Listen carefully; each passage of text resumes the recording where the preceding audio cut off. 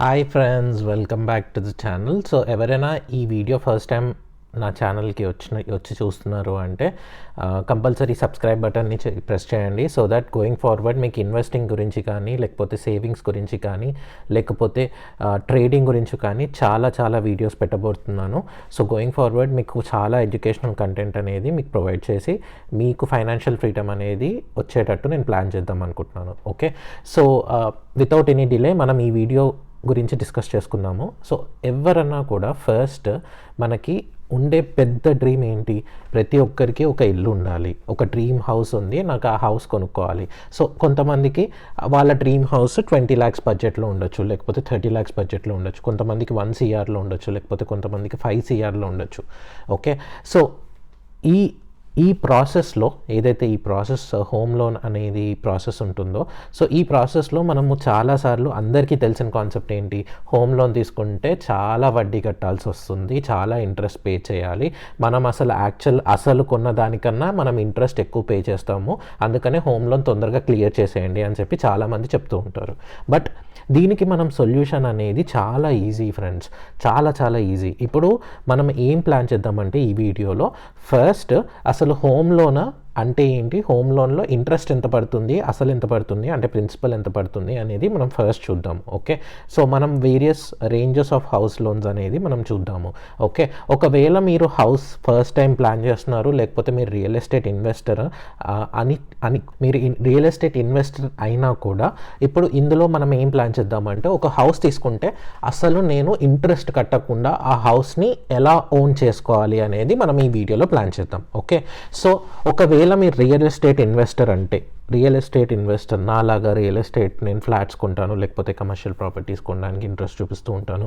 So అలాంటి టైంలో మీరు ఇంట్రెస్ట్ కాకుండా అసలు మీ ప్రిన్సిపల్ అమౌంట్ అనేది హాఫ్ అమౌంట్కి, అంటే నేను ఫర్ ఎగ్జాంపుల్ ఒక 30 lakhsకి లోన్ తీసుకున్నాను, 30 lakhs లోన్ నేను 15 lakhsకే నాకు ఆ అపార్ట్మెంట్ వచ్చేటట్టు నేను ఎలా ప్లాన్ చేసుకుంటాను అనేది మనం ఈ వీడియోలో చూద్దాం. ఓకే, సో ఫస్ట్ మనము హోమ్ లోన్ క్యాలిక్యులేటర్ గురించి చూద్దాం. ఓకే, సో ఫస్ట్ అసలు హోమ్ లోన్ తీసుకుంటే మనకి ఎంత పడుతుంది ఇంట్రెస్ట్ అనేది ఫస్ట్ చూద్దాం. ఫస్ట్ మనము హోమ్ లోన్ క్యాలిక్యులేటర్లో ఫర్ ఎగ్జాంపుల్ లోన్ అమౌంట్ మనకి ఒక 30 lakhs అనుకుందాం, రైట్? సో ఒక 30 lakhs మనకి జనరల్గా ఇచ్చే టెన్యూర్ 20 years. సో 20 yearsకి మనకి ఇప్పుడున్న యావరేజ్ ఇంట్రెస్ట్ రేట్ ఏదైతే హోమ్ లోన్ మీద ఉందో 6.7 or 7% మ్యాక్సిమం ఉంటుంది. ఓకే, సో 7% మ్యాక్సిమం అన్నట్టు మనం పెట్టుకుందాం. 7% చాలా ఎక్కువ ఇప్పుడున్న స్టేటస్లో, బట్ 7% పెట్టుకుందాం. Okay, right? సో 7% పెట్టుకున్న తర్వాత మనం ఫస్ట్ ఇప్పుడు చూడాల్సింది ఏంటి అంటే, నాకు 30 lakhs లోన్ అనేది నేను కడుతున్నాను. 30 lakhsలో నాకు ఉండే ఇంట్రెస్ట్ కాంపోనెంటే 25,82,153 రూపీస్ ఉంది. 25,82,153 రూపీస్ అంటే తక్కువ కాదు ఫ్రెండ్స్. అంటే మీరు కొనాల్సిన ఫ్లాట్ ఆల్మోస్ట్ డబుల్ రేట్కి కొంటున్నారు. డబుల్ రేట్ కంటే మీకు ఎప్రిషియేషన్ అనేదే రాదు. అంటే మీరు 30 lakhs ప్రాపర్టీ కొనాలంటే అది డబుల్ అవ్వాలి, డబుల్ అయ్యి ట్రిపుల్ అయ్యి అప్పుడు మీరు సెల్ చేసినప్పుడు ఒకవేళ మీరు అమ్ముదాం అనుకున్నా కూడా మీకు ప్రాపర్టీ మీద రిటర్న్స్ రావాలి అంటే మీకు అసలు అక్కడ ఏమీ జరగలేదు, అంటే ఇంట్రెస్ట్ అమౌంటే మీరు పే చేస్తున్నట్టు ఆల్మోస్ట్ 25 lakhs వర్త్. సో దీనికి మనము సొల్యూషన్ ఏంటి? ఫర్ ఎగ్జాంపుల్ 23,259 రూపీస్ అనేది నా ఈఎంఐ అమౌంట్. ఓకే, సో ఎవరైనా ఎప్పుడైనా ఫస్ట్ టైం హౌస్ బయర్ అన్నా కూడా, లేకపోతే గోయింగ్ ఫార్వర్డ్ ఎవరైనా సెకండ్ హోమ్ తీసుకుంటున్నారు, లేకపోతే ఇన్వెస్టింగ్ చేస్తూ 3 homes 4 homes ప్లాన్ చేసుకుంటున్నారు అంటే ఏం చేస్తారు అంటే, చిన్న ట్రిక్ ఏంటి అంటే, ఇప్పుడు నేను 50 సో క్యాలిక్యులేటర్ తీసుకొని ఇప్పుడు మన హౌస్ ఈఎంఐ ఏదైతే మనము ఒకటి మైండ్లో ఫిక్స్ అవుతాం, రైట్? సో ఫర్ ఎగ్జాంపుల్ నాకు హౌస్ ఈఎంఐ 25,000 దాకా నేను పే చేయగలుగుతాను అని ప్లాన్ చేసుకుంటారు కొంతమంది. ఓకే, కొంతమంది 30,000, కొంతమంది వాళ్ళ శాలరీ ప్రకారంగా, వాళ్ళ హౌస్ హోల్డ్ అంటే వాళ్ళ హస్బెండ్ వైఫ్ శాలరీ ప్రకారంగా వాళ్ళకి 50,000 వరకు నేను ప్లాన్ చేసుకోగలుగుతాను, లేకపోతే 70,000 వరకు నేను ప్లాన్ చేసుకోగలుగుతాను, ఒకరి శాలరీ మొత్తం హౌస్ ఈఎంఐకి పెట్టగలుగుతాను అని కూడా ప్లాన్ చేసుకునే వాళ్ళు ఉన్నారు.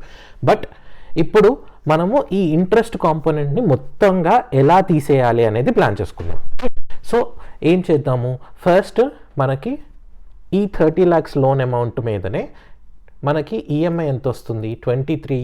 23,259 రూపీస్, రైట్. సో ఈ 23,259 రూపీస్లో మనం ఏం చేద్దాము అంటే దీన్ని 15% అమౌంట్ ఏదైతే ఉంటుందో ఆ 15% అమౌంట్ ఏంటి అనేది ఫస్ట్ క్యాల్కులేట్ చేద్దాం. సో దీనికి 15% అంటే into 15 divided by 100.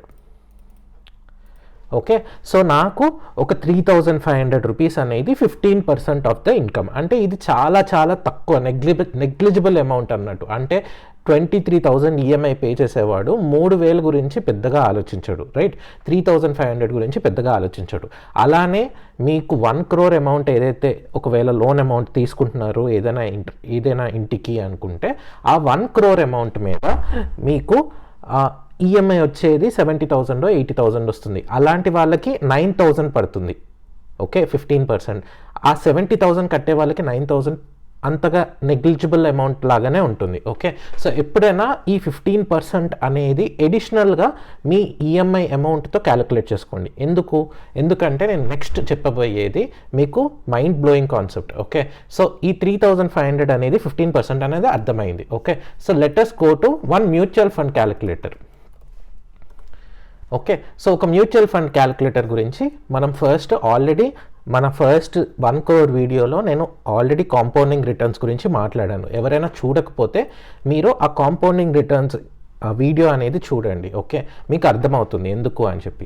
Okay, so ఇందులో నేను ఏం చేస్తాను అంటే అదే 3,500 ఫర్ ఎగ్జాంపుల్ నేను ఫస్ట్ మంత్ ఈఎంఐ ఎప్పుడైతే పే చేద్దాం అనుకుంటున్నానో ఆ 3,500 అమౌంట్ అనేది నేను ఇక్కడ వచ్చి ఒక మ్యూచువల్ ఫండ్లో ఇన్వెస్ట్ చేస్తాను. ఇది good mutual fund. Okay, so a mutual fund అనేది నేను ఆల్రెడీ డిస్కస్ చేశాను మన మ్యూచువల్ ఫండ్స్ వీడియోలో.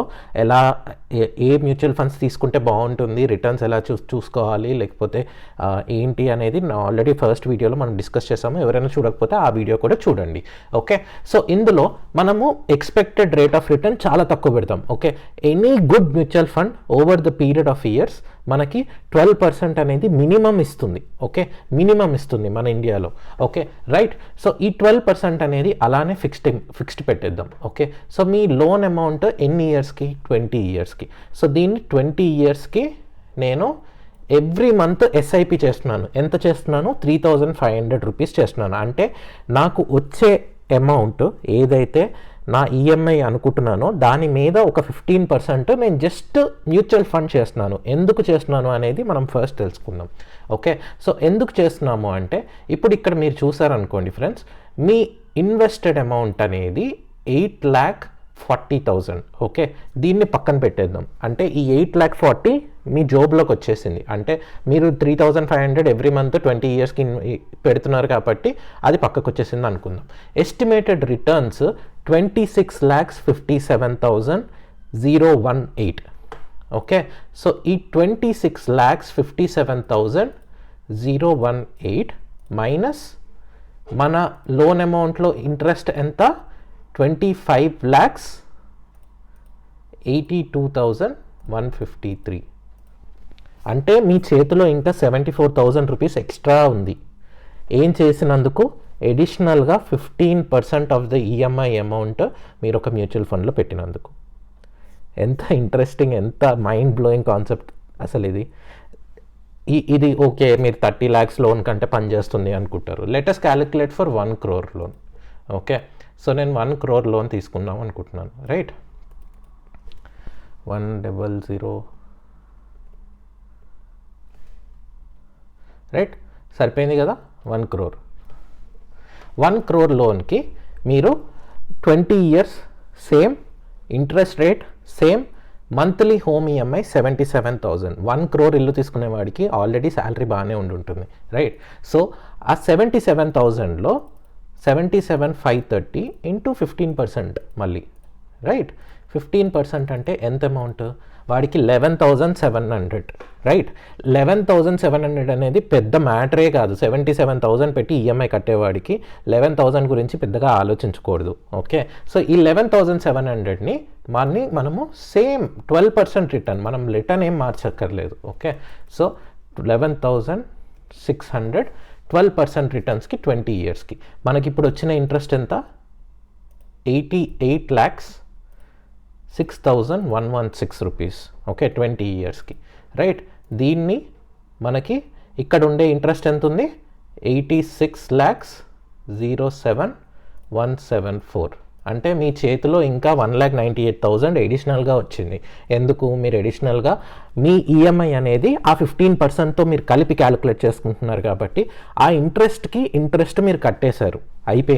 అయిపోయింది అంటే మీకు వచ్చే ఫ్లాట్ 20 years తర్వాత మీకు సేమ్ ప్రిన్సిపల్ అమౌంట్, అంటే మీరు ఎంతకైతే కొందామనుకున్నారో అదే అమౌంట్కి వస్తుంది. అసలు మీరు ఇంట్రెస్ట్ కట్టకుండానే అదే అమౌంట్కి వస్తుంది. చిన్న లాజిక్. ఈ చిన్న లాజిక్ అనేది ఎవరైనా ఫస్ట్ టైం హోమ్ బయర్ అంటే కంపల్సరీ ఇది ఇంప్లిమెంట్ చేయండి. మీకు అసలు ఇంట్రెస్ట్ లేకుండానే మీరు ఇల్లు అనేది ఓన్ చేసుకోగలుగుతారు. ఓకే, సో ఇందులో చిన్న కాన్సెప్ట్ ఏంటి? మనం నెక్స్ట్ కాన్సెప్ట్, ఫర్ ఎగ్జాంపుల్ అంటే ఇనీషియల్గా మనం కట్టే డిపాజిట్ కానీ లేకపోతే ట్యాక్సెస్ కానీ అవి పక్కకు తీసేసినా కూడా మీరు ఇంకా స్టిల్ ప్రాఫిటబుల్లే ఉంటారు. ఇందులో సెకండ్ కాన్సెప్ట్ ఏంటి అంటే, ఇప్పుడు నేను ఫర్ ఎగ్జాంపుల్ నేను ఒక రియల్ ఎస్టేట్ ఇన్వెస్టర్ అంటే నేను ఫ్లాట్స్ కొంటూ ఉండి దానికి రెంట్కి ఇచ్చేస్తూ ఉంటాను, అంటే నా ఈక్విటీని బిల్డ్ చేసుకుంటూ ఉంటాను. సో నేను ఏం చేస్తాను, ఒక 30 lakhs లోన్ది ఒక ఫ్లాట్ కొంటాను. ఆ ఫ్లాట్ కొని నేను దానికి రెంట్కి ఇచ్చేస్తాను. రెంట్ ఒకవేళ మీ ఈఎంఐ అమౌంట్కి మ్యాచ్ అయ్యేటట్టు ఏదైనా ఇల్లు దొరికింది అంటే 100% మీరు కళ్ళు మూసుకొని ఇచ్చేయచ్చు. బట్ ఇండియాలో అయితే చాలా కష్టము. మనకి యూఎస్ యూకేలో అయితే జనరల్గా చాలా ఎక్కువగా ఉంటాయి రెంట్స్. సో దానికి ఈఎంఐకి అనేది మ్యాచ్ అయ్యేటట్టుగా ఉంటాయి. బట్ ఇండియాలో మీకు ఈఎంఐ మ్యాచ్ అయ్యి ఇల్లు దొరికేలాగా చాలా తక్కువ ఉంటాయి. So let's say for example ఈ 21,000లో నాకు ఒక 12,000 రెంట్ వస్తుంది. ఓకే, అంటే నా మంత్లీ ఎక్స్పెన్సెస్ 9,000, రైట్? సో ఈ 9,000లో మళ్ళీ సేమ్ కాన్సెప్ట్. నేను ఏమనుకుంటున్నాను, 21,019 rupees into 15% divided by 100. So నేను ఏం చేస్తున్నాను, 3,152 ప్లస్ 9,000 అంటే ఈ 12,152 అనేది నా కాస్ట్. ఓకే, నా ఈఎంఐ కాస్ట్, రెంట్ పోగా. మీరు అంటే మధ్యలో ఏదైనా రిపేర్స్ ఉండొచ్చు, లేకపోతే మెయింటెనెన్స్ ఉండొచ్చు, అవన్నీ ఎడిషనల్ కాస్ట్. బట్ మీకు వచ్చే ఇల్లు ఫర్ ఎగ్జాంపుల్ మీరు ఆ రెంట్ అమౌంట్ అనేది నాది కాదు, ఇది ఒక బిజినెస్ అనేది మీరు ట్రీట్ చేశారనుకోండి, ఆ రెంట్ అమౌంట్ అనేది దానికి వెళ్ళి ఈక్విటీలో మీ పేరు మీద ఈక్విటీ బిల్డ్ అవుతూ ఉంటుంది, రైట్? సో మీ పేరు మీద ఈక్విటీ బిల్డ్ అవుతూ ఉంటుంది. ఈ 12,000 rupees ఏదైతే మీరు 12,000లో 9,000 అనేది మీరు లోన్కి కట్టుకుంటూ ఉంటారు along with your rent, whoever pays rent for it. అది కాకుండా ఈ 3,500 అనేది మీరు ఎడిషనల్గా పే చేస్తూ ఉంటారు, రైట్? సో ఎడిషనల్గా పే చేస్తున్నప్పుడు మీకు ఏమవుతుంది, మీరు అది బిజినెస్ కింద థింక్ చేస్తున్నారు కాబట్టి ఈ ప్రిన్సిపల్ అమౌంట్ మీకోసం ఎవరో కడుతున్నారు. ఎవరైతే రెంట్ కొంటున్నారో వాళ్ళు కడుతున్నారు, మీరు కట్టట్లేదు. మీరు ఇంట్రెస్ట్ అమౌంట్ని నల్ చేసేస్తున్నారు. మీరు ఎడిషనల్గా కట్టేది ఎంత అంటే ఈ 9,000 ఇంటూ 240 months. అంటే 240 months ఎలా వచ్చింది, 20 years into 12, right? So 20 into 12 అంటే 240 months. సో ఈ 240 months మీరు కడుతున్నారు. బట్ మీరు ఎడిషనల్గా కట్టేది 9,000, రైట్? మీకు 12,000 రెంట్ అనుకుని 9,000 కడుతున్నాను అనుకుందాం, రైట్? సో 9,000 కడుతున్నారు, 240 monthsకి కడుతున్నారు. సో మీకు సేమ్ ఫ్లాట్ ఆల్మోస్ట్ 21,60,000కి వచ్చింది. ఎందుకంటే మీరు అక్కడ రెంట్ అమౌంట్ అనేది వాళ్ళకి ఆల్రెడీ కట్టేస్తున్నారు కాబట్టి ఇంట్రెస్ట్ నల్లిఫై అయిపోతుంది. మీ ప్రిన్సిపల్ ఏదైతే మీరు ప్లాన్ చేసుకున్నారో, నేను ఒక 30 lakhsకి ఇల్లు కొందాం అనుకుంటున్నానో, ఆ 30 lakhsని ఆల్మోస్ట్ ఒక 10 lakhs దాకా మనం హాఫ్ చేసేసాం. ఒకవేళ మీకు రెంట్ ఈక్వల్గా వచ్చింది అనుకోండి, మీరు ఏమీ చేయక్కర్లేదు. ఎందుకంటే మీరు all you need to do is, మీరు రెంట్ అలా రన్ చేసుకుంటూ ఇంట్రెస్ట్ అక్కడ పడేశారనుకోండి, మీకు ఇల్లు ఫ్రీగా వస్తున్నట్టు. నేను చేసేది అది.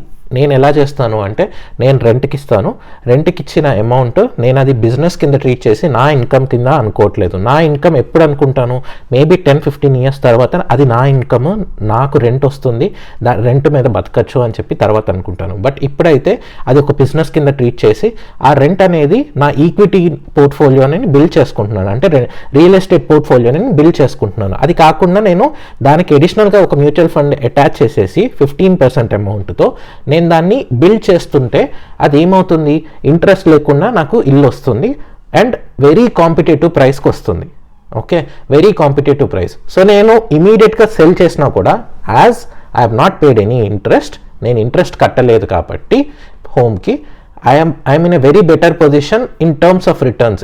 ఇదే ఫ్లాట్ నేను ఒక 20 years తర్వాత నేను ఒకవేళ సెల్ చేస్తే నాకు ఈజీగా 4 times రిటర్న్స్, 5 times రిటర్న్స్ వస్తాయి. ఆ 5 times return is not a joke, right? So ఎప్పుడైనా కూడా ఇలా ప్లాన్ చేసుకుంటే మీకు హోమ్ కొనడానికి చాలా ఈజీగా ఉంటుంది. ప్లస్ కొంతమంది ఏం చేస్తారు అంటే కొన్ని టెక్నిక్స్లో హోమ్ లోన్ తొందరగా క్లియర్ చేయడానికి ఎవ్రీ ఇయర్ ఒక ఎడిషనల్ ఈఎంఐ అనేది పే చేసేస్తారు. ఓకే, దాంతో ఏమవుతుంది అంటే మీకు ఆ ప్రిన్సిపల్ అమౌంట్ ఎప్పుడెప్పుడైతే తగ్గుతూ వస్తుంటే మీకు ఆ లోన్ టెన్యూర్ అనేది అదే సేమ్ మీకు 240 months అనేది 190 months, 180 months, 175 months అలా చేసుకుంటూ రండి. ఎప్పుడైనా కూడా ఈఎంఐని పెంచడానికి ట్రై చేసి టెన్యూర్ తగ్గించడానికి ట్రై చేయండి.